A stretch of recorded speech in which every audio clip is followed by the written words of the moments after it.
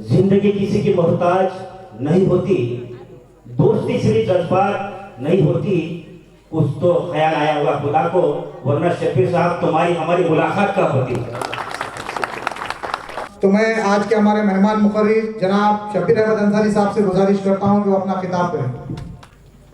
मेड़ावा के सदर मोहतरम, दिगलूर शहर की मशहूर शख्सियत अली जनाब इज़्ज़तमाब वकील साहब, नगर अध्यक्ष साहब, स्टेज पे बैठे मुफ्ती साहब, बनते साहब, स्टेज पे बैठी हुई तमाम काबिल एहतराम शख्सियतें। सबसे पहले मीरा मोहिउद्दीन, वो मेरा एक कार्यकर्ता है, 21, 22, 23 साल से वो साथ में जुड़ा है। उसने ये प्रोग्राम रखा है अवेयरनेस, बेदारी का, हक का, मेड़ावे का। मैं उसको बहुत मुबारकबाद देता हूँ। उसके साथ साथ आप तमाम लोगों ने उसको साथ दिया, नगर अध्यक्ष साहब ने, नगर सेवक वगैरह सब। यहाँ हिंदू मुस्लिम का सवाल ही पैदा नहीं होता है। देखिए कल वो जो मेड़ावा हो रहा था ना नांदेड़ में, अभी जो हमारे लिंगायत समाज के वानी साहब बोल रहे थे, उद्घाटन मेरे हाथ से हुआ है और वहाँ बहुत काबिल लोग आए थे, कर्मचारी संगठन के, एससी समाज के, बहुत मंत्रालय के अलग अलग लोगों, और जितने लोगों को तो पता ही नहीं था कि मंडल आयोग है क्या, और मंडल आयोग की लड़ाई किसने लड़ी, उस पर ही मेरे को उसने बात की है। और उतना हो गए कि एक आदमी था जिसने इससे अच्छी बात किया करके, उद्घाटन मेरे हाथ से था। तो यहाँ हिंदू और मुसलमान का कोई सवाल नहीं। मुसलसिल ये जब से रद्द हुआ, मेरे पूरे महाराष्ट्र के अंदर दौरे चल रहे हैं और सुबह से शाम तक बस यही एक फिक्र है और चल रही हो रहा है। आरक्षण, रिजर्वेशन, सहूलतें, मुराद, आज इसी पे चर्चा है। मगर ये क्यों मिला है, कैसे मिला है, आज भी नहीं। जैसा मीरा मोहिउद्दीन ने बहुत बड़ी जिम्मेदारी डाली कि मैं तो सिर्फ ये जो हो रहा है, जो रद्द हुआ है, उसके ऊपर बोलने वाला था, मगर नहीं, कुछ बात अवेयरनेस की भी बोलो। हमारे लोगों को पता ही नहीं अभी भी ओबीसी के बारे में क्या है क्या नहीं है। ये एक बड़ी जिम्मेदारी डाली है तो उसको लेते हुए चलना पड़ेगा। वक्त भी बहुत ज़्यादा हो गया। रिजर्वेशन ये कोई भीख और खैरात नहीं है, ये दस्तूर का दिया हुआ, कॉन्स्टिट्यूशंस और घटना का दिया हुआ अधिकार है। डॉक्टर बाबा साहब अम्बेडकर जब हमारी घटना और दस्तूर बना रहे थे, उस वक्त एससी और एसटी, शेड्यूल ट्राइब और आदिवासी, जिनको हम क़बाइल कहते हैं, और दलित समाज, इनकी व्याख्या, इनकी मालूमात, इनकी पहचान थी। और ओबीसी कौन होगा किसी को पता ही नहीं था। ये जो रिजर्वेशन मिल रहा है अभी समझ में नहीं आता। सब अलग अलग बातें करते हैं और सब गुमनाम करने वाली और बहकाने वाली बातें करते हैं। मुसलसिल मुझको आज 42 साल हो रहे हैं इस लड़ाई को लड़ने को। मैं भंते साहब को मुबारक देता हूँ कि अगरचे ऐसे लोगों को जिनको बहुत अभ्यास है, स्टडी है, हर आदमी को होना चाहिए। हमारा कॉन्स्टिट्यूशंस क्या है, हमारा दस्तूर क्या है, हमारी घटना क्या है, हमारे अधिकारी हमको मालूम नहीं है तो हम हमारी लड़ाई कैसे लड़ेंगे। घटना ने क्या अधिकार दिया है हमारे को, किसको दिया है। यहाँ धर्म के नाम पर नहीं, मजहब के नाम पर आरक्षण, रिजर्वेशन नहीं है और नहीं दिया जा सकता। बाबा साहब अम्बेडकर ने, डॉक्टर साहब ने बहुत अच्छी, और इसीलिए उन्होंने एक तरतूद की थी घटना में, कलम 340 को जिसको बोलते हैं। अभी जिम्मेदारी दे दी, मुझे स्टार्ट से आना पड़ा है, फिर भी मैं इंशाअल्लाह ताला मुख्तसर में, ये भी आपको मालूम होना चाहिए, उसके लिए मैं वहाँ पर चला जा रहा हूँ। 340 में तरतूद की थी कि इनकी शनाख्त, इनकी पहचान नहीं है तो इसके लिए क्या किया जाए, तो कमीशन बनाया जाए। और वो कमीशन पूरा देश में फिर करके ओबीसी का आइडेंटिफाई किया। 340 कलम सदर जमहूरिया, जो प्रेसिडेंट ऑफ इंडिया होते हैं, उनको दिए गए थे पावर्स, और कमीशन बनाना चाहिए था। 1950 में कमीशन, ये घटना बनी और बहुत दुख और अफसोस के साथ कहना चाहिए था कि साल 2 साल में कमीशन बनना चाहिए था, कमीशन बना, आवाज़ उठाई, बहुत बड़ा इतिहास है, उसमें मैं नहीं जाऊंगा। 53 में पहला कमीशन बना, 55 में उसने अपनी रिपोर्ट दिया, उसको उस वक्त की पार्टी ने गुंडाल के रख दिया। 61 को पावर्स दिए और 1961 में सब स्टेट को पावर्स दिए कि भाई वो अपने अपने कमीशन बनाए। महाराष्ट्र में भी एक कमीशन बना, उस कमीशन का नाम था BD देशमुख कमीशन समिति। 1967 में उस कमीशन ने, उस समिति ने रिपोर्ट दी। उस वक्त भी आप लोगों को पता नहीं है कि जब 180 की लिस्ट उसने दी, कैबिनेट में रखी, तो बहुत विरोध हुआ, और किसने विरोध किया होगा वो आप समझ सकते हैं। सत्ता में कौन लोग थे आप समझते हैं, मिनिस्टर कौन थे आप समझते हैं। अगर जो वसंतराव नाइक और बाबूराव बारस्कर ने होते तो वो भी नहीं होता, और वो 10% रिजर्वेशन हमको 1967 में मिला, वो भी नहीं मिलता था।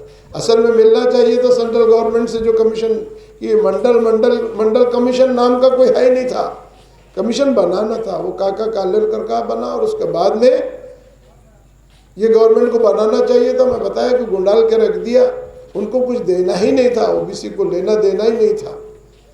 और फिर 1977 में और 78 के अंदर जनता पार्टी की हुकूमत आई। उस वक्त मोरारजी भाई प्राइम मिनिस्टर थे और कर्पूरी ठाकुर बिहार के चीफ मिनिस्टर थे। उन्होंने जाकर के वहाँ रिजर्वेशन का, क्योंकि उन्होंने घोषणा पत्र में ये बात की थी कि हम कमीशन बनाएंगे। कमीशन बनाने से पहले कर्पूरी ठाकुर ने बिहार में 26% का रिजर्वेशन दिया, बड़ा विरोध हुआ, और विरोध होने के बाद मुरारजी को घोषणा करना पड़ी पार्लियामेंट में कि हम बनाएंगे। और मंडल कमीशन, मंडल बोले तो एक खासदार का नाम है बिंदेश्वरी प्रसाद मंडल, उसका सरनेम मंडल है, और उसी के नाम से कमीशन बनाया गया। उन्हें 78 में आया, 80 में उसने गवर्नमेंट को रिपोर्ट दी, उस पर इम्प्लीमेंट होना चाहिए था, मगर वो जनता पार्टी की गवर्नमेंट गिर गई, और उसके बाद में फिर वापस कांग्रेस पार्टी आ गई। उसको उस पर इम्प्लीमेंट अमल बजावरी करना चाहिए था, मगर उन्होंने नहीं किया। उसने नर्वस किया जब बिंदेश्वरी प्रसाद गवर्नमेंट और पार्लियामेंट की बात रखी कि हमने कश्मीर से कन्याकुमारी तक फिर करके एक व्याख्या, एक बड़ी मेहनत से ओबीसी समाज को मिलना चाहिए। अब 80 बोले तो 20 साल हो गए, 50, 60, 70, 30 साल हो गए, कुछ ही नहीं मिल रहा था हमको। 30 साल बनना चाहिए तो 2-5 साल में, 30 साल तक कुछ ही नहीं मिला। जो डॉक्टर बाबा साहब अम्बेडकर ने, मगर हमें अवेयरनेस नहीं थी, हमको पता ही नहीं था, ओबीसी समाज सब सो रहा था। कुछ लीडर थे, उसकी लड़ाई लड़े थे, उसमें एक मैं भी था। 78 और 80 में, 78 से मैं ये काम कर रहा हूँ। मेरे गुरु कोई मुसलमान नहीं है, एक हिंदू समाज के थे जिनका नाम एडवोकेट जनार्दन पाटिल था, और वो सच्चा नेता था, ओबीसी की लड़ाई लड़ने वाला। उसने प्रेरणा दी कि शबीर भाई आप भी मुसलमानों में जाके काम करो, ये बहुत ज़रूरी है, आप मुसलमान समझते नहीं हैं। और मुसलमानों ने समझने की भी कोशिश नहीं की उसको।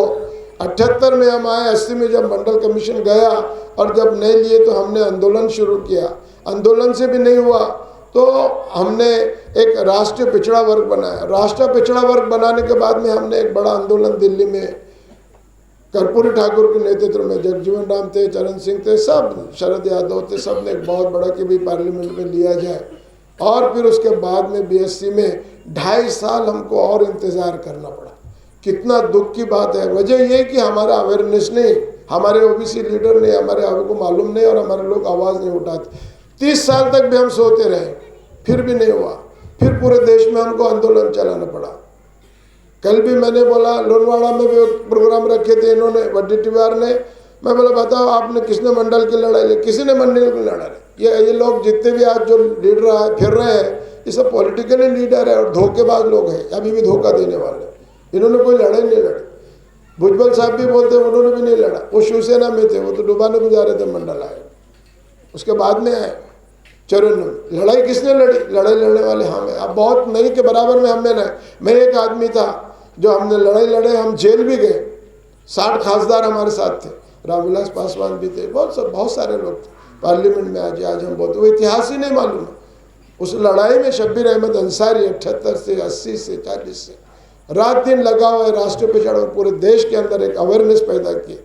और एक जनजागृति की है। ओबीसी समाज के लीडरों को हमने जगाया, उठाया, लाया और करने की कोशिश की। और 89 के अंदर जब वीपी सिंह साहब बने, बहुत लोगों ने मालूम था कि वीपी सिंह के ज़माने में मंडल आयोग, ऐसा नहीं है। तरतूब डॉक्टर बाबा साहब अम्बेडकर ने 1950 में की भी है। आते आते 40 साल हो गए 90 तक, कोई हमको सहूलतें नहीं। आज़ाद हो गया हिंदुस्तान, 40 साल तक ओबीसी को पता ही नहीं, कुछ नहीं। यहाँ थी जो कुछ भी 1961 में 67 की बात थी, छोटी सी थी, कुछ भी नहीं, 10%। उसमें भी 1984 के अंदर लोग सुप्रीम कोर्ट में गए, पहला केस नहीं सुप्रीम कोर्ट का। उस वक्त भी गवर्नमेंट ने हमारे साथ बदमाशी की। आर्थिक निकष जो आज जो बात चल रही है, आर्थिक निकष पे DN बाबा साहब ने बहुत साफ साफ कहा कि सामाजिक और शैक्षणिक इसमें ही दिया जा सकता है, उसको आर्थिक जोड़ा जाता है। हमेशा गवर्नमेंट आर्थिक जोड़ती है, उस वक्त भी जोड़ी। 84 में भी एक सुप्रीम कोर्ट में केस हुआ, सुप्रीम कोर्ट ने किया, मगर हमारे लीडर सब सो रहे थे। 10 के बजाय 31 दो, मगर हमारे लीडर कहीं नहीं निकले, कहीं बोले नहीं, सब सो रहे थे। 30 साल हो गए, 40 साल हो गए। वीपी सिंह ने जैसे ही दिया, मंडल कमीशन के ऊपर इम्प्लीमेंट करना चाहिए था, उसकी गवर्नमेंट गिर गई। नरसिम्हा राव को उसके ऊपर अमल बजावनी करना चाहिए थे, उन्होंने भी नहीं किया, बदमाशी की। फिर आर्थिक निकष, फिर Supreme Court, as it is करना चाहिए था, नहीं हुआ। उसके बाद भी नहीं कुछ मिला। फिर सुप्रीम कोर्ट ने 93 में 92 में जजमेंट दिया कि नहीं होना चाहिए, 9 बजे के जजेस ने, मगर उसने बहुत बड़ा नुकसान ओबीसी का किया। ये किसकी बदमाशी थी? अगर जो वो नहीं जाते तो जो आज हमारे को इस सारी चीज़ों की जो बातें, सहूलतें जो मंडल ने दिया था, कहाँ मिले? कुछ भी नहीं मिले, किसको भी नहीं मालूम। 3%, 4%, 5% भी नहीं मिल रहे, किसी को भी पता नहीं। उसके रिकमेंडेशन बहुत अलग अलग थे और बहुत सारी बातें भी थी, वो नहीं हो सकी और उसकी वजह से ओबीसी समाज नहीं रहा। और ये अभी जो जितने भी लीडर ओबीसी के फिर रहे हैं ना, इनको खुद की पता नहीं। 94 की जो बात करते हैं कि उस वक्त 94 में सुप्रीम कोर्ट ने डायरेक्शंस दिया कि भाई यहाँ पर इसका इम्प्लीमेंट है। उस वक्त के वज़ीर आला जहाँ हमारे मुख्यमंत्री शरद पवार थे, सभी पार्टी के लोगों को उन्होंने बुलाया था मंत्रालय में, हम भी थे, हमने भी लड़ाई लड़े। मुसलमानों के लिए इसमें कोई बात नहीं है। विरोध उस वक्त भी हुआ कि भाई मुसलमान कहाँ से, और उस विरोध करने वाले हिंदू भाई नहीं थे, हमारे मुसलमान। 78 से 80 तक भी मुसलमान, 80 से 90 94 तक भी मुसलमान हमारे खिलाफ। 15 साल मुसलमानों का मुझे मार खाना पड़ा। मुसलमान समझने के लिए तैयार ही नहीं था। सारे लोगों ने मेरे खिलाफ फतवे निकाल दिए, फतवा भी निकाल दिया था मेरे खिलाफ कि साला ओबीसी बना रहा, हिंदू बना रहा है, सब मुसलमानों को नहीं लेना चाहिए। दस्तूर मालूम है, घटना मालूम है। 15 साल मुझे मुसलमानों को मार खाना पड़ा। रात दिन फिरता था मैं इसी काम के लिए। लोगों ने बोले पागल हो गए, जुनून था। उलमाए कराम भी खिलाफ में थे। SIO जमात इस्लामी ने मेरे खिलाफ बड़े बड़े फतवे निकाल दिए, अरे गलत काम कर रहा है, बहुत कुछ गलत कर रहा है। हमने कहा कि भाई कौन सा गलत काम कर रहा है बताओ। तैयारी नहीं था मुसलमान ओबीसी अपने आप को कहने के लिए, समझने के लिए। हमने सबको बुलाया, स्टेज पे बुलाया, वली रहमानी साहब को बुलाया, मौलाना अरशद मदनी साहब को बुलाया, दिलीप कुमार साहब की जब बात की है तो 97 में हमने लखनऊ में एक बड़ा प्रोग्राम लिया था। उस वक्त पहली मुख्यमंत्री बनी थी मायावती। बहुत विरोध हुआ लखनऊ में भी हमारा, मगर हम डटे नहीं, हारे नहीं। हम बोले हम एक दिन हमारी कौम को, हमारे बिरादरों को समझा के देंगे कि ये जो कुछ तुम समझ रहे हो ये जात नहीं है। तुमको जो गलतफहमी हो रही है कि जात है। इस्लाम एक ऐसा मजहब है पूरे दुनिया में आज भी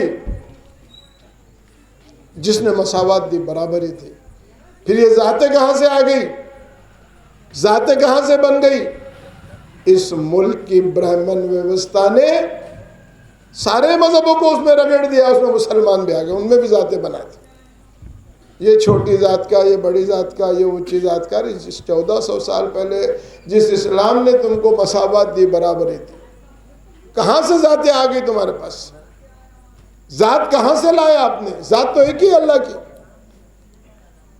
डॉक्टर बाबा साहब अम्बेडकर ने क्या कहा था दस्तूर में, आज भी लोगों को मालूम नहीं है। उन्होंने जो आर्टिकल 340 कलम 340 बोलते हैं दस्तूर में अमेंडमेंट करके रखा था कि कमीशन बनना चाहिए, और कमीशन में हर मुल्क का कोई भी शहरी हो, वहां धर्म और मजहब की बात जो मैंने पहले कहा है कि रिजर्वेशन कोई धर्म और मजहब के नाम पर नहीं दिया जा सकता है। और लोगों के दिमाग में यही बात थी हमारे उलमाओं के, उनके ये सब जो है ना रिजर्वेशन, ये हिंदू लोगों के लिए, और हिंदू लोगों में जो छोटी जात वाले उनके लिए, हमारे लिए नहीं है।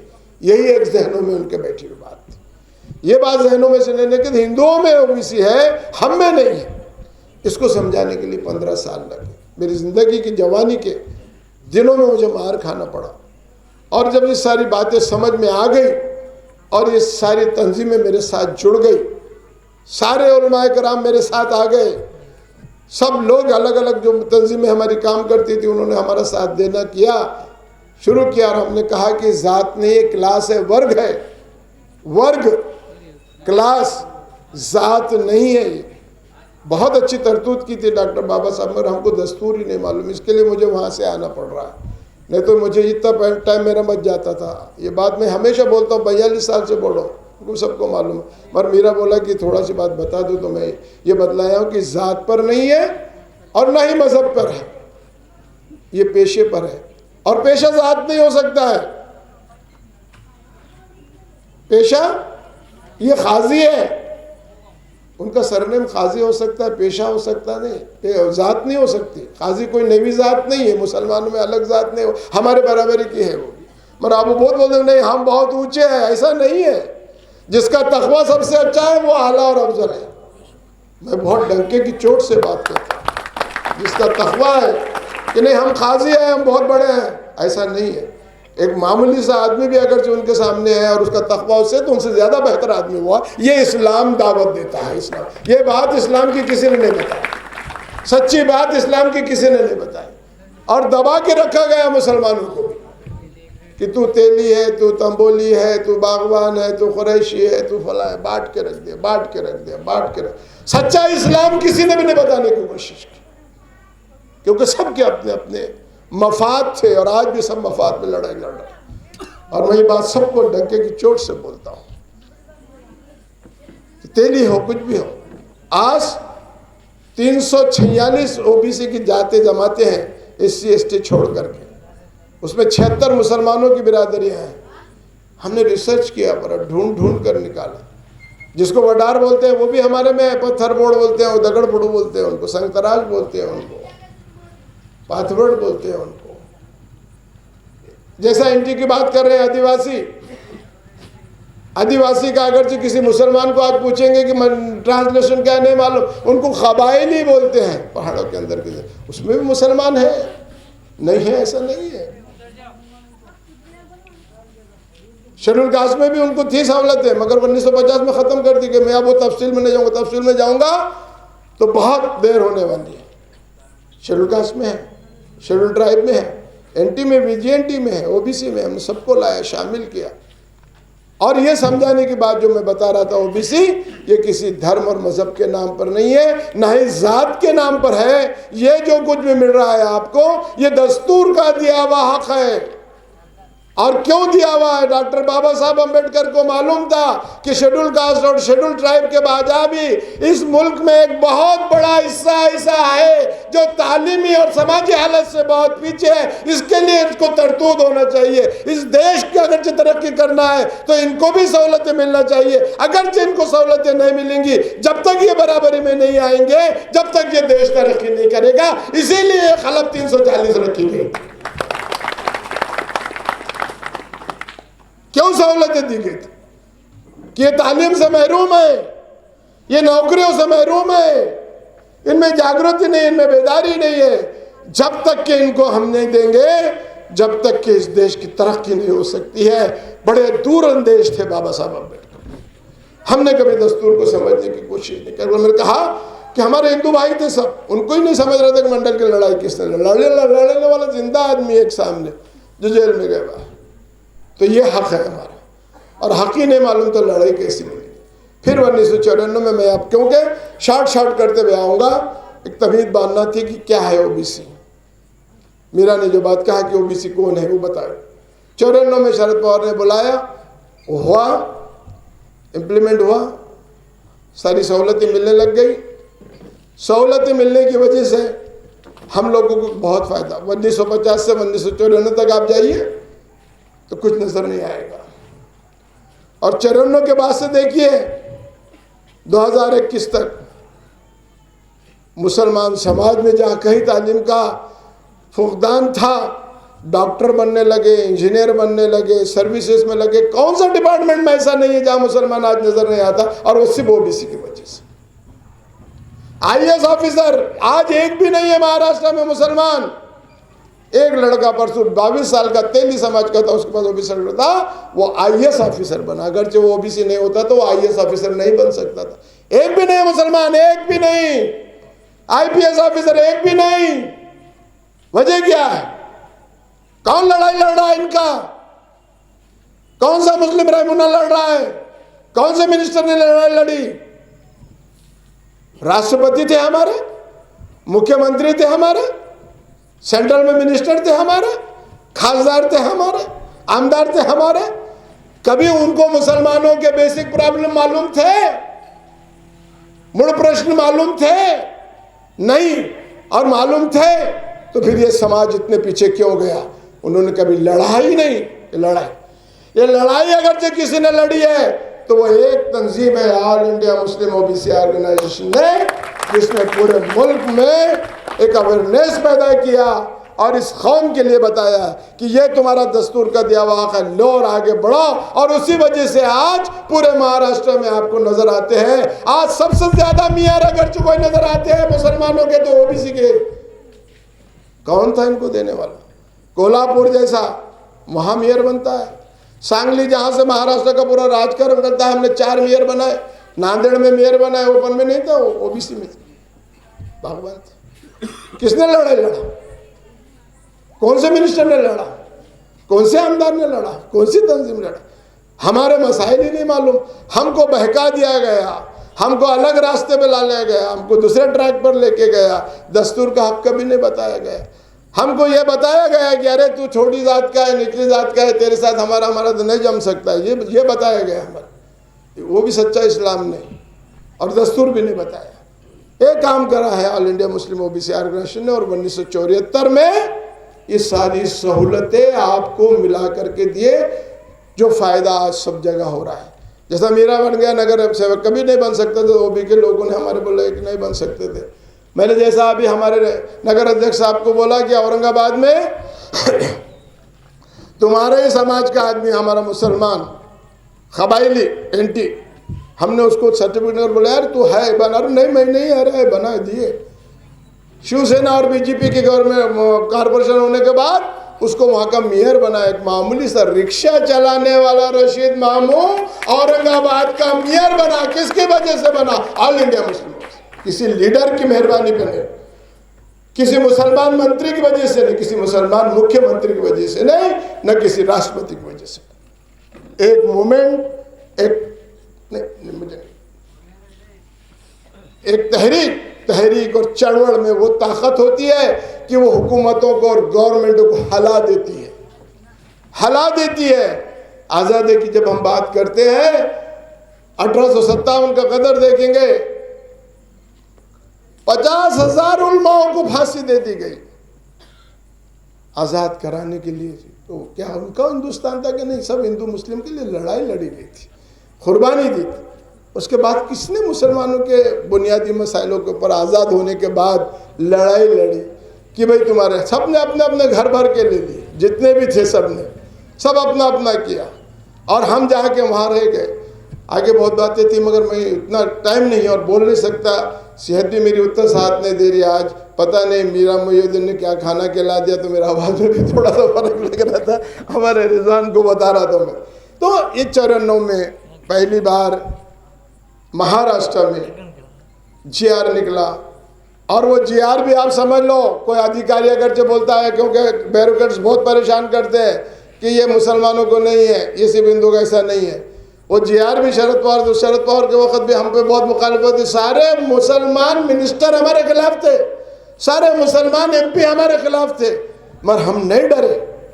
आपका साथ था, एक मोमेंट, एक तहरीक थी, और उस वक्त हमने शरद पवार जी से, याद रखो हमेशा के लिए, जितने भी ओबीसी के लोग हैं तो उन्हें तो लिख के रख लो, अगर जो कोई अधिकारी बोलता है तो वो जीआर क्या था 7 डिसेंबर 1994 को, कि यापुढे कोणत्याही धर्माचा बंधन न लावता मुस्लिम सहित जे या प्रवर्गातील जात, आज बैरोक्रेट बोलते तुम्हें जात नहीं है, नहीं बोल रहा हमारे में जाति नहीं है, हम बोलते नहीं सब जात है, मैं बागवान जात का हूं। अरे काय की जात ला रहे भाई, मैं कुरैशी हूं, मैं कुरैशी जात का, काय की जात है तेरी, वर्ग है, तेरा पेशा है, वो जात काय को बोला उसको, वो वर्ग है।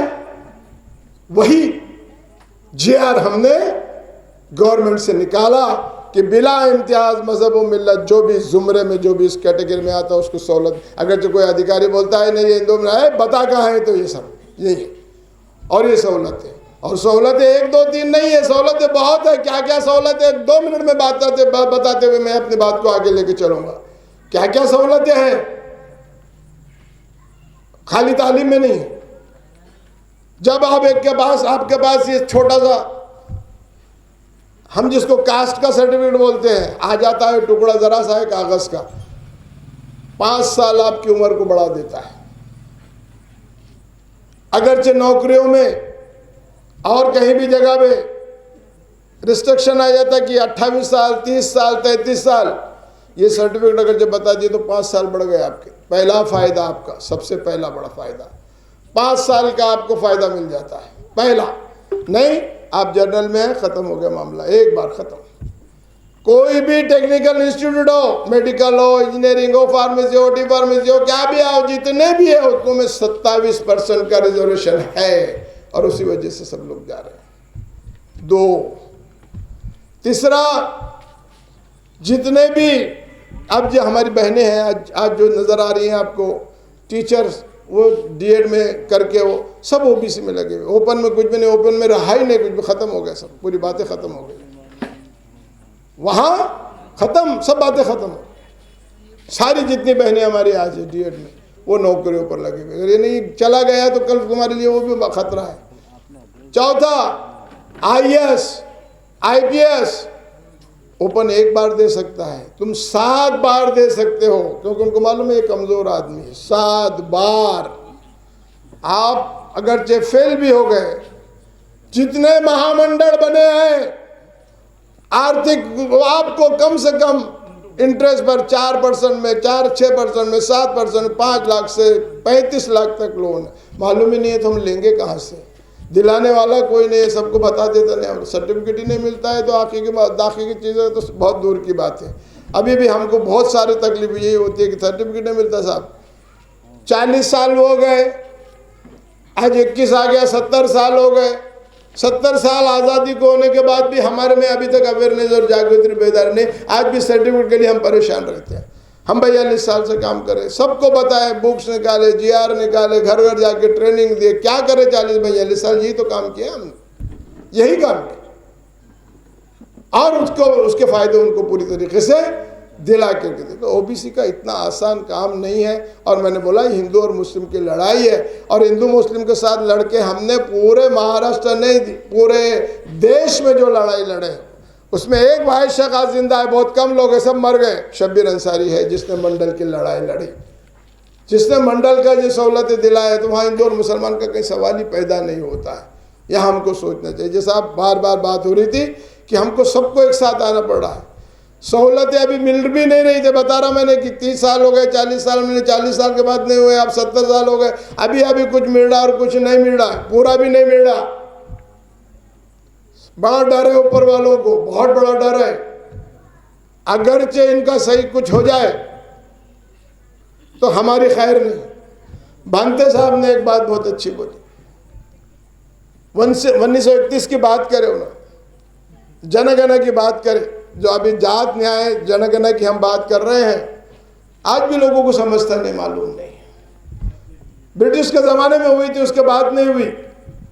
एससी की होती है, एसटी की होती है, हर 10 साल को होती है।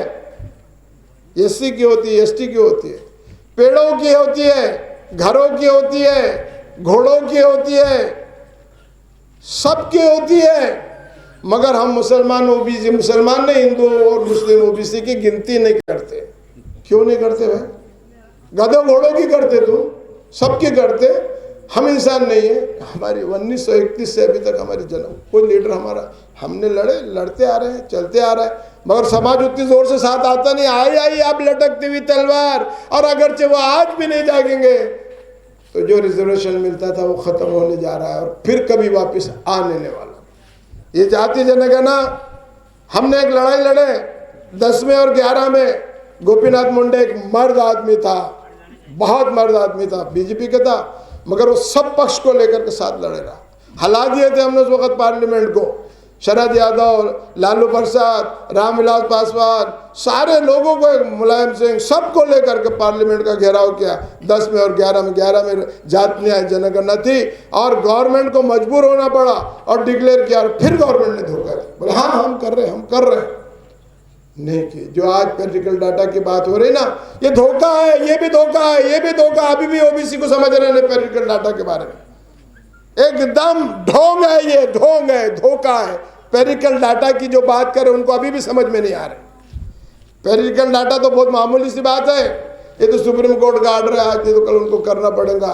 घटना का हक हमारा कोई छीन नहीं सकता है, और जानबूझ करके। और ये दोनों गवर्नमेंटें हमारे को बेवकूफ़ बना रही है, चाहे वो हो या वो सेंट्रल की हो कि स्टेट की हो। ये आज भी हम नहीं समझ पा रहे हैं।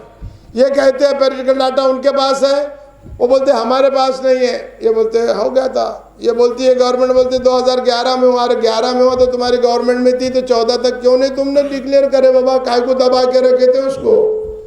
हाँ, 14 तक तो तुम्हारी गवर्नमेंट थी ना, फिर कहाँ दबा दिए तुमने? कुछ तो होगा तुम्हारे पास रिकॉर्ड। अरे करे ही नहीं। जात न्याय जनगणना की बात है, पेरिकल डाटा की जो बात करते हैं, अभी घटना के 102 अभी भी हमारे हिंदू मुस्लिम मुसलमानों में तो बहुत कम ओबीसी के लीडर है, मगर हिंदू ओबीसी के बड़े बड़े लीडरों को आज भी वो नहीं मालूम है, वो भी धोखा खा रहे हैं। कल भी मैं प्रेस में, परसों भी सब मेरा प्रेस में बहुत जोर से आ रहा है मामला कि दोनों भी धोखा दे रहे और दोनों बदमाश है, दोनों नहीं चाहते। वजह यही है कि जिस दिन भी जात न्याय जनगणना हो जाएंगी इस मुल्क में एक नई क्रांति पैदा जाएगी, नया इनकलाब आ जाएगा। क्योंकि सारे एमपी हमारे रहेंगे, सारे आमदार हमारे रहेंगे, गवर्नमेंट हमारी रहेंगी, प्राइम मिनिस्टर हमारा रहेगा, मुख्यमंत्री हमारा रहेगा। ये कभी भी नहीं रह सकता मेजॉरिटी में हम लोग, इसमें कोई शक नहीं। इसके लिए जानबूझ करके जात न्याय जनगणना नहीं की जाती है। क्यों नहीं की जाती है भाई? क्या बात है? ये जात न्याय जनगणना क्यों नहीं की जाती है? ओबीसी की मर्दमशुमारी क्यों नहीं की जाती है? सबकी होती है, मैं बोला इसकी क्यों नहीं होती है? उनको मालूम है जिस दिन हो जाएगा, एससी को फंड है, शेड्यूल ट्राइब को फंड है, ओबीसी को नहीं है। 35 करोड़, 35,000 करोड़, 38,000 करोड़, और हमारी आबादी 52 है। हमारे को 1,500 करोड़ रुपये मिलना चाहिए। हमारे बच्चों को मुफ्त तालीम नहीं है, उनके बच्चे सब जाते हैं बाहर पढ़ते हैं, फ्री तालीम है। और हमारा बजट अगर से हमारी जनगणना होती, क्योंकि हमको आज वो रोक दिया जाता है कि तुम्हारी जनगणना नहीं तो कहाँ से बजट देना? बजट ही नहीं। बजट होता तो स्कॉलरशिप मिलती, मुफ्त तालीम होती। जाओ, तुम्हारे बच्चे को जब पैदा हुआ तो चाहे वो अमेरिका में तक क्यों नहीं जाके पढ़ता है, फ्री तालीम दी जाएंगी। वो पैसा हमको मिलने वाला था, वो नहीं मिल रहा है, नहीं मिल रहा। इसके लिए हमारे लोग आज पीछे, आज सब लोग हम पीछे क्यों? हमारे बच्चे को पैदा होती साथ इतना बड़ा बजट है कि हमारे बच्चे को फ्री तालीम। आज हम डॉक्टर क्यों नहीं बनाते? आज क्या भाव चल रहा है, क्या रेट चल रहा है? एससी एसटी के लोगों को है नहीं, तो उनके लिए तो है पूरी, फिर ओबीसी को क्यों नहीं? जब बाबा साहब ने तरतूद रखी थी। इसकी लड़ाई कितने लोग लड़ते हैं? 70 साल हो गए। जात न्याय जनगणना क्यों नहीं होती? फिर ओबीसी समाज क्यों नहीं आता सामने, क्यों नहीं लड़ता? क्योंकि ये पॉलिटिकली लोगों को मालूम है कि ये नहीं कर रहा, ये करेंगे तो ये सब लोग तो अब बन जाएंगे, ये आमदार बन जाएगा, ये खासदार बन जाएगा, हमारे नगर अध्यक्ष खासदार बन जाएंगे, हो सकता है कल सेंटर में मिनिस्टर बन जाएंगे। नको नको नको, ओबीसी के लोगों को कहीं भी मत आन दो, कहीं भी मत जान दो, करने ही मत दो, मरने दो इनको। ये भी वही कर रहे हैं और वो भी वही कर रहे हैं। आज भी धोखा है। ये पेरिकल डाटा की बहुत बड़ी बात नहीं है। गवर्नमेंट अगर दिल पे ले लिया, आज ये मागास वर्ग आयोग को पावर्स दिए गए हैं, ये 15 दिन में, महीने के अंदर पेरिकल डाटा दे सकते हैं। मगर जब हमारा आंदोलन मजबूत हो जाएगा, जिस दिन ये गवर्नमेंट को हम हलाएंगे, उस दिन 1 महीने के अंदर ये पेरिकल डाटा देंगे। मगर हम एक जगह नहीं आए। और ये अवेयरनेस की मुहिम, ये बेदारी की मुहिम से हम लोग जागो। ये पेरिकल डाटा बहुत बड़ी बात नहीं है। तुम एक साथ आ जाएंगे और इनको बोलेंगे कि आओ अब हम बताते हैं। 1 मिनट में पेरिकल डाटा आएगा और जो स्थानिक स्वराज्य आपकी गई है वो 1 मिनट में आपको मिल जाएंगे। बहुत बड़ा मसला नहीं है। इससे भी मसला हल होने वाला नहीं। जो मैं बोलता हूँ पेरिकल डाटा की बात में, ये मसला हल नहीं है। सबसे बड़ा मसला है जात न्याय जनगणना, ओबीसी की मर्दमशुमारी। आने वाले दिनों में जैसा आप खत सब बोल रहे थे, हमारा शिक्षण का, एजुकेशन का भी चले जाएगा, हमारा ये जो दूसरा मामला है तालीम का वो भी सब चला जाएगा, हमारे रिजर्वेशन चले जाएंगे। ये पेरिकल डाटा से हो जाएगा क्या? नहीं, क्योंकि कल सुप्रीम कोर्ट वही बोलने वाला है कि कहाँ हुआ तुम्हारा सेंसस। आईआईटी में क्यों नहीं हमारे बच्चों को एडमिशन मिलता है ओबीसी के लोगों को? वजह यह है कि सुप्रीम कोर्ट बोलता है कहाँ है तुम्हारे आंकड़ेबारी, बताओ। कब तक सोएगा ओबीसी समाज? कब तक सोएगा ओबीसी समाज? हम समाज को जागृत होना चाहिए। जब तक ये समाज, चाहे वो हिंदू हो चाहे मुसलमान हो, सबको एक साथ आकर के 2011 में ये हुआ था, 2021 में है, 10 साल के बाद होता है। इस साल भी अगरचे ये ओबीसी समाज के ढोंगी नेता, ये ओबीसी समाज के संतरी, मंत्री, मुख्यमंत्री नहीं जागेंगे और ये जाति न्याय जनगणना नहीं होगी, आगे का भविष्य, आगे की सारी बातें हमारी खत्म होने वाली है। मैं बहुत जम के बोलता हूं कि 21 में होना चाहिए। इसके लिए बड़ा आंदोलन, बड़े दिल्ली में क्यों नहीं हो, घेराव ना करना चाहिए। मोदी कैसा बना प्राइम मिनिस्टर? क्योंकि इन लोगों ने आज तक ओबीसी के साथ अन्याय किया था। उनको समझा ओबीसी समाज, ओबीसी। मोदी को किसने बनाया प्राइम मिनिस्टर? हिंदू ओबीसी। मैं बहुत चैलेंज के साथ बोलता हूँ बात, हिंदू ओबीसी ने। वजह क्या थी कि इन लोगों ने उनके साथ अन्याय किया। उनको समझा कि एक तेली भाई आया है, प्राइम मिनिस्टर बन रहा है और ये तेली ओबीसी है, अपने सारे प्रश्न छोड़ जाएंगे। बड़ी ताकत के साथ उसको वोट दिए, मेजॉरिटी में। कोई ब्राह्मण समाज के वोट है कि इतने 3% 4% बोलते थे। फिर कैसा आया मोदी चुन करके? मुसलमान तो अलिप्त थे, नहीं दिए। फिर दिया किसने? सब हिंदू ओबीसी, सब के सब हिंदू ओबीसी ने चुना के लाया। और आज उनको मालूम हो रहा है कि यार ये आदमी तो अपना खतरनाक तरीके से संविधान को ही खत्म करने की कोशिश कर रहा है। आज उनको समझ में आ रहा है, हिंदू ओबीसी के लोगों को भी, तो उनको भी एक जगह आना पड़ेगा। आज नहीं आना पड़ेगा तो इस संविधान में तो कई अमेंडमेंट कोशिश, एक नहीं है, ऐसी कई चीजें आ रही है कि फिर वही जो हमारा पेशा था, धंधा था, उसी के ऊपर उनकी पूरी नज़र है आरएसएस वालों की कि इनको वापस दलित जो काम करता था वही काम करे, एनटी जो काम करता था वही करे, ओबीसी वही काम करे, क्योंकि उनके पास मनु स्मृति है और उसी पर चलते हैं और उनका आगे का एजेंडा वही है। ये ओबीसी समाज के नेताओं को चल, ये ढोंगी नेताओं को हटाओ, हकालो, भगाओ। नवे नौजवान लोगों को, ऐसे तरुणों को लाओ आगे, जो संघर्ष, इनके पीछे मत जाओ। इनके पीछे जाएंगे 70 साल के चले गए और भी और चले जाएंगे हमारे।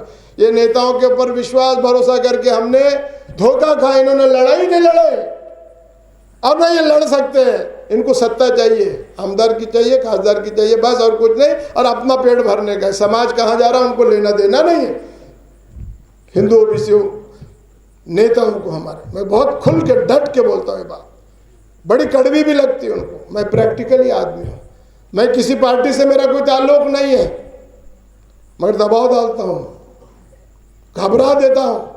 ताकत है और ये आप सब लोगों ने मुझे दी। इसी वजह से मैंने, कोई हिंदू ओबीसी का लीडर नहीं बोल सकता है कि गवर्नमेंट के मिनिस्टर के साथ कभी बैठ के उन्हें मीटिंग मैंने किया हो, और मुसलमानों के लिए 57 सर्कुलर और जीआर निकाला हूं। इवन शिवसेना और बीजेपी की गवर्नमेंट के पीरियड में मैंने मनोहर जोशी से ऐसा जीआर निकाला है जो कभी निकल नहीं सकता है। क्यों? एक ताकत थी आप लोगों की, सबको मेरे दिल एक बड़ी, तो उनको मालूम थे कि ये हला देने वाला आदमी है। मैं बताया ना कि सत्ता से ज्यादा ताकत मूवमेंट में, चढ़वड़ में होती है, और चढ़वड़ को हम फेंक दिए निकाल करके, हम सत्ता वालों के पीछे पीछे जोजूरी करते फिरते हैं कि मिलेगा कुछ तो भी देंगे, कुछ तो भी देंगे। कभी भी नहीं। ये हाथ जो हालत हो गई है ना, बातें बहुत अच्छी थी, मुस्लिम रिजर्वेशन के ऊपर भी मुझे बोलना था, मगर अब वक्त नहीं है। नहीं तो उसके बारे में भी जो जहनों में हमारे बिठा दे रहे हैं, असल लड़ाई लड़ना है वो लड़ाई मत लड़ो, तीसरी लड़ाई लड़ो, बस जो मिल रहा है वो मत जाने दो। असल लड़ाई लड़ने नहीं देते हमारे को। कहीं ना कहीं नई नई चीज़ें लाते थे, कहीं फसाद कर देते, कहीं शाबानो ला लेते हैं, कहीं ये ला लेते हैं, कहीं वो ला लेते हैं, कहीं वो ला लेते हैं, कुछ ना कुछ नई चीज़ ला के खड़ा कर देते कि असल लड़ाई जो हम हमारा हक दस्तूर का घटना का दिया हुआ है वो छोड़ दे और बाहर आ जाए। हिंदू मुसलमानों में झगड़ा, जात में झगड़ा, फला में झगड़ा, इसमें झगड़ा, उसको सब कुछ छोड़ना पड़ेगा। जैसे सबने कहा कि कुछ नहीं है हिंदू मुस्लिम, कुछ नहीं, हमको सबको एक जगह होके ओबीसी बोल के एक लड़ाई लड़ना पड़ेगा। तो जब तक क्रांति नहीं आती है इस मुल्क में, क्रांति लाना पड़ेगा। ये बदमाशों को बिठा के कुछ मिलने वाला नहीं है, ये भी वही करने वाले हैं। नई पीढ़ी को आना पड़ेगा, नए लोगों को आना पड़ेगा, जिनमें तड़प है अपने कौम को देने के लिए, जिनके पास कुछ है कि नहीं हकीकत में, जो सोचते हैं कि मूल प्रश्न, बेसिक प्रॉब्लम, बुनियादी मसाइल, हमको बुनियादी मसाइल नहीं मालूम, मूल प्रश्न मालूम है, हमको कुछ मालूम ही नहीं। तो ये चीज़ के लिए आज में जो मेरी बेदारी मुहिम चल रही है, एक जैसी कंटिन्यू, ये बात सच किसी ने कहा है कि जब सुप्रीम कोर्ट का फैसला आया तो सारे के सारे हिंदू ओबीसी लीडर सो रहे थे। पहला आदमी था शब्बीर अहमद अंसारी, जिसने प्रेस कॉन्फ्रेंस लिया और प्रेस में भी आया और वार्निंग भी दिया गवर्नमेंट को कि जब तक के ये स्थानिक स्वराज्य के इलेक्शन आप कोर्ट में पॉलिटिकल डाटा नहीं देते, जब तक हम होने नहीं देंगे। और जब तक गवर्नमेंट ने लेना नहीं, उसके बाद फिर सब बोलने लग गए, अरे यार वो तो अंसारी बोल रहा है। फिर सब बोला रहे नहीं हमने होने देंगे, हमने होने देंगे, होने नहीं देंगे। और वक्त आएगा तो बोलेंगे अरे होने दो जान दो यार, देखेंगे आगे। ऐसा ही तो हुआ हमारे, आज भी वही धोखा, ढोंग कर रहे, ढोंग, ये दोनों पार्टियां ढोंग कर रहे। 70 साल नहीं दिए, अब क्या देने वाले हैं भाई? फिर कब तक विश्वास करेंगे इनके ऊपर? देख लो कौन से समाज में काम करने वाला हिंदू ओबीसी लीडर अच्छा है, सही है, उसको दो, उसको लाओ आगे, इनके पीछे मत फिरो। यही बेदारी मुहिम करते हुए मैं हर जगह, कल फिर मेरा नांदेड़ में, परभनी में, अभी 8 जिले में कंटिन्यू में फिर रहा था। अभी नासिक में था, नगर में था, अभी मेरे को खानदेश में जाना है। रत्नागिरी के लोग बहुत बुला रहे हैं। मालूम है कि शब्बीर अंसारी अवेयरनेस पैदा करता है, हिंदू मुस्लिमों को जोड़ता है, एक जगह लाता है। मैं बता ना कि मेरा गुरु कोई मुसलमान नहीं है, एक हिंदू है, जिसने प्रेरणा दी कि जाओ तुम्हारे समाज में काम करो, तुम्हारा समाज बहुत पीछे है, वो दस्तूर को नहीं जानता है, वो घटना को नहीं जानता है, वो घटना को नहीं जानता है, उसको समझाओ। और वही समझाने की बात मैं जो बताया 15 साल जो मुझको लगे, नहीं तो ये भी समाज ओबीसी को बिल्कुल चक्कर में नहीं, इनको दूसरी तरफ भी फंसा देते थे लोग जाके। अरे छोटे बन रहे क्या, अरे निचली जात के बन रहे क्या, अरे तुम तो ऐसे है, अरे तुमने तो 700 साल हुकूमत करे, तुमने तो 900 साल हुकूमत करी है, तुम्हारा क्या है। गलत गलत रास्तों पे लेके जाते हैं। सच्चा रास्ता है दस्तूर का दिया हुआ, कोई बताने वाला नहीं, कोई लीडर नहीं आएगा, कोई रहनुमा, जिसको रहनुमा बोलते नहीं आएगा। हम तंजीम के लोग जो हमारे साथ, मेरा आज 21-22 साल से मेरे साथ काम कर रहा है, हिंदुस्तान के कोई भी कोने में, दिलीप कुमार जैसा आदमी 14 साल हमारे साथ काम किया, मंत्रालय में आता था हमारे। क्यों आता था? उसको मालूम है कि ये लड़का जो काम कर रहा है मुसलमानों के बेसिक बुनियादी मसाइलों को लेकर काम कर रहा है, इनके तालीम और इनके नौकरियों को लेकर काम कर रहा है। इसके दिलीप कुमार 14 साल मेरे साथ फिरे, 14 साल मेरे साथ। और यही वक्त हमने लाया जब आपने हमको ताकत दी ना। मैंने बोला जो सत्ता की ताकत है, 2 मिनट में बात करके अपनी बात को खत्म करूंगा। 99 में हमारी ताकत को देख के जो कांग्रेस पार्टी है ना, 150 साल का इतिहास है, तारीख है, कभी किसी से अलायंस नहीं करी थी। उठा के देखो इतिहास, पहली बार उन्होंने हमको बुलाया, सोनिया गांधी ने, और हमारे साथ अलायंस किया। बोला नहीं, उनको डर लगने लगा कि अगर ये संगठनों को हमारे साथ नहीं, किसी के साथ चल जाएंगे तो फिर कांग्रेस की नैया डूब जाएंगी। और हुआ यही, बुलाए, हमको टिकट दिए, 5 टिकट मिले, 3 आमदार बने, 2 आमदार बहुत माइनर, जैसा लियाकत अंसारी पर बने का बहुत माइनर वोटों से गिर गया। लगा अरे नहीं, तो ये होती है चड़बड़ में ताकत, ये होती है मूवमेंट में ताकत। गवर्नमेंट को हिलाने की ताकत मूवमेंट और चड़बड़ ही रख सकती है। और आज तुम सब लोग एक साथ हो जाएंगे, जो मैं अवेयरनेस कर रहा हूं, हिंदू मुस्लिम, हम 52 से 60% के हैं, और दलित समाज और एंटी समाज मिला करके वो 21% बोल के 60, 70, 80 हम कहाँ चले जा रहे हैं। अगर एक साथ आ जाए तो इस देश का नक्शा ही बदल जाएगा, नक्शे बदल जाए। नहीं, आज देखिए ये गवर्नमेंट जिसको हमारी बोलते हैं, एमपीएससी के लिए मैंने बोला था बोर्ड के अंदर मेंबर के लिए, एक माइनॉरिटीज का लो, एक ओबीसी का लो, क्या हुआ? गवर्नर कल दस्तखत करके गवर्नमेंट ने क्या करी, 4 नाम देना चाहिए था, 7 एक जमाने से एमपीएससी का बोर्ड ही नहीं है, लोगों को मालूम नहीं। मैंने दे क्या, नाना पाटोले को वार्निंग दे के आया, बोला नहीं हम देंगे। क्या हुआ रिजल्ट? 3 नाम दिए उन्होंने, सिर्फ 3 नाम गवर्नमेंट ने भेजे। किनके भेजे? तीनों के तीनों मराठा, एक ना ओबीसी ना एक माइनॉरिटी। ठीक है, शिवसेना ने मराठा दी, तो राष्ट्रवादी कांग्रेस जो हमारी गुण गाती है तो उसने तो ओबीसी की रोना रोती है, तो उसने तो देना था एक ओबीसी का। कांग्रेस जो अल्पसंख्यक मुसलमानों का रोना रोती तो एक मुसलमान का तो नाम देना चाहिए था। क्यों नहीं? उनको मालूम है कौन है अपने का क्या बिगाड़ देने वाले हैं मुसलमान। तुम जब मजबूत हो जाओगे कि साला हम तुम्हारे को बैठने नहीं देंगे, तो ये 3 मराठा क्या, उसमें से सबको ओबीसी और एससी आते थे, एक भी नहीं, कोई भी नहीं। एमपीएससी में अब जो कुछ भी होगा वही करेंगे, हमारा क्या है, हमारे बच्चों का क्या होने वाला है, कुछ भी नहीं होना। तो ये हमको करना होगा, और इसी बेदारी के लिए मैं यहाँ आया हूँ। मैं दिगलूर शहर के तमाम लोगों को बहुत मुबारकबाद देता हूँ, बड़ी संख्या के साथ आज आ पाए। मेरे हिंदू भाइयों को भी, मेरे हिंदू ओबीसी भाइयों को भी, वो हमारे भाई है, वो हमारे भाई है।